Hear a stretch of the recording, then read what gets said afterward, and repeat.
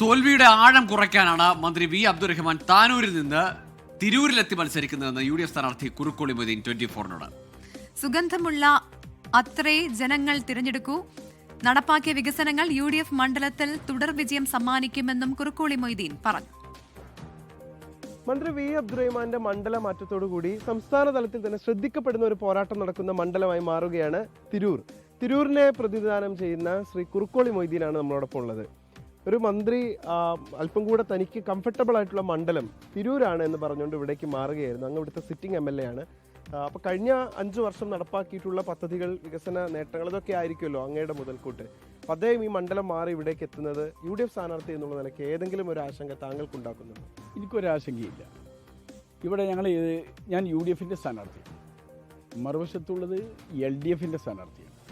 സ്ഥാനാർത്ഥി ആരാണ് എന്നത് ഈ മണ്ഡലത്തിലെ ആളുകൾക്ക് പ്രശ്നമല്ല. 2 മുന്നണികൾ തമ്മിൽ, 2 ആശയങ്ങൾ തമ്മിലുള്ള പോരാട്ടമാണ് നടക്കുന്നത്. അങ്ങനെ രാഷ്ട്രീയം പറഞ്ഞുകൊണ്ട് വേണം എന്നാണ് അങ്ങയുടെ ഒരു ആഗ്രഹം അല്ലേ? വികസനങ്ങളും ഒക്കെയാണ് രാഷ്ട്രീയത്തിൽ വളരെ ഉത്ഭുതരായിട്ടുള്ള ആളുകളാണ് ഈ മണ്ഡലത്തിലുള്ളത്. രാഷ്ട്രീയത്തിൻ്റെ പ്രാധാന്യം അവർക്കറിയാം, രാഷ്ട്രീയത്തിലെ കള്ളക്കളികളും അറിയാം.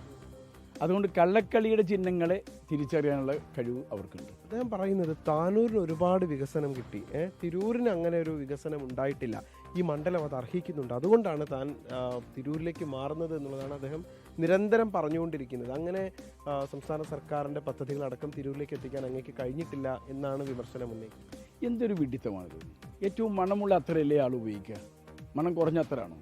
താനൂരിൽ അങ്ങനെ വികസനം കൊണ്ടുവന്നിട്ടുണ്ട് എങ്കിൽ താനൂരിനെയല്ലേ വാരിപ്പുണരാൻ അദ്ദേഹം തയ്യാറാവുക? താനൂരിൽ അദ്ദേഹം മാറുന്നു എന്ന് കേട്ടപ്പോൾ അവിടെയുള്ള ആളുകൾ ആശ്വാസം കൊള്ളുകയാണ് ഉണ്ടായത്. ഒരാൾ പോലും കണ്ണീര് പൊഴിച്ചിട്ടില്ല അദ്ദേഹം താനൂരിൽ നിന്ന് മാറുന്നുകൊണ്ട്. അതുകൊണ്ട് അദ്ദേഹം താനൂരിൽ നിന്ന് മാറിയത് തോൽവിയിൽ കുറച്ചുകൂടി ആശ്വാസം കിട്ടാൻ വേണ്ടി മാത്രമാണ്. അതുകൊണ്ട് തിരൂരും താനൂരും ഈ പ്രാവശ്യം UDFിൻ്റെ കൈവശമായിരിക്കും. പ്രചരണത്തിൻ്റെ വഴിയിലാണ്, നമ്മൾ വീടുകളാണ് കയറിക്കൊണ്ടിരിക്കുന്നത്. ആളുകളുടെ ഒരു പ്രതികരണം എന്താണ് അങ്ങേക്ക് കിട്ടുന്നത്? വളരെ അനുകൂലം.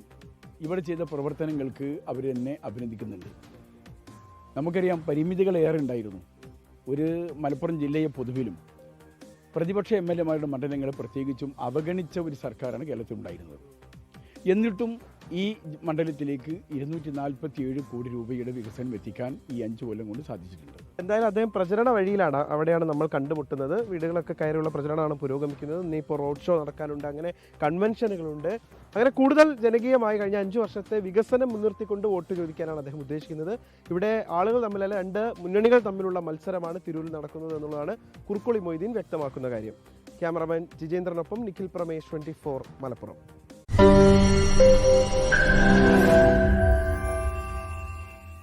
ലോകത്തെവിടെയായാലും ഏത് സമയത്തും 24 വാർത്തകളും ഓഗ്മെന്റഡ് റിയാലിറ്റി പാക്കേജുകളും എക്സ്പ്ലെയിനറുകളും വിശദമായി കാണാൻ ഞങ്ങളുടെ YouTube ചാനൽ നിങ്ങൾക്ക് സബ്സ്ക്രൈബ് ചെയ്യാം.